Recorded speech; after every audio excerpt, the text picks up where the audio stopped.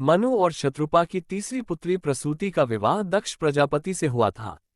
प्रसूति और दक्ष की एक पुत्री सती का विवाह भगवान शिव से हुआ। एक बार दक्ष ने विशाल यज्ञ कराया। भृगु इसके मुख्य पुरोहित थे। सभी देवता ब्रह्मा, विष्णु और महेश उसमें पधारे। जब दक्ष आए तो सबने उठकर अभिवादन किया। ब्रह्मा और भोलेनाथ नहीं उठे। इससे दक्ष को बड़ा अपमान महसूस हुआ।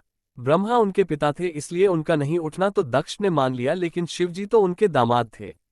दक्ष ने यज्ञशाला में शिवजी को बुरा भला कहा और घोषणा की कि आगे से किसी यज्ञ में शिवजी का भाग नहीं होगा। इस पर शिवगण नंदी बहुत क्रोधित हुए।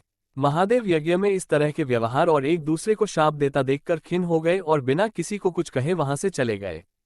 दक्ष ने महादेव का अपमान करने की ठान रखी थी।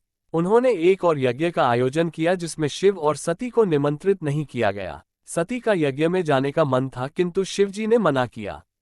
उन्होंने सती से कहा, आपके पिता ये यज्ञ मुझे अपमानित करने के लिए करा रहे हैं, आप वहां न जाएं, आपका अपमान होगा और मैं आपको खो दूंगा। किंतु सती अपने को रोक न सकी और चली गई। वहां उन्होंने दक्ष द्वारा शिवजी के बारे में कहे गए अपशब्द सुने और खुद को अपमानित महसूस किया। सती बोली, जो भी शिवभक्त हैं, उनमें यदि शक्ति है तो वह अपने प्रभु की निंदा करने वालों को दंड दें, अन्यथा यहां से चले जाएं।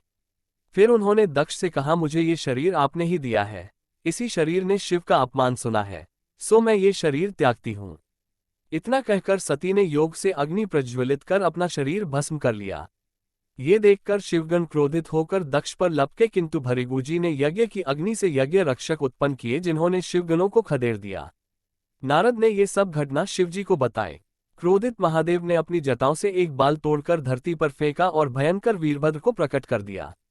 वीरभद्र शिवगणों को लेकर यज्ञशाला पहुंचे और यज्ञ तहस नहस कर दिया। जिन लोगों ने शिव का यज्ञ में अपमान किया था उन्हें दंडित किया। वीरभद्र ने दक्ष की गर्दन काट दी। यज्ञ का नाश होता देखकर ऋषियों और देवताओं ने ब्रह्मा और विष्णु से शिवजी को शांत कराने की विनती की। देवताओं समेत ब्रह्मा और विष्णु शिवजी के पास आए। ब्रह्मा ने शिव को कहा, यज्ञ अधूरा रह गया है, आपके कोप से संसार नष्ट होने की आशंका है, आप शांत हो जाएं। शिवजी यज्ञशाला में आए और दक्ष के शरीर पर बकरे का सर जोड़कर उन्हें पुनर्जीवित किया।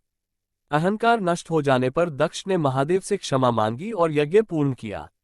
इस यज्ञ के दौरान महादेव की पत्नी सती शरीर छोड़ चुकी थी। दुखी होकर महादेव अनंत काल के लिए योग निद्रा में चले गए।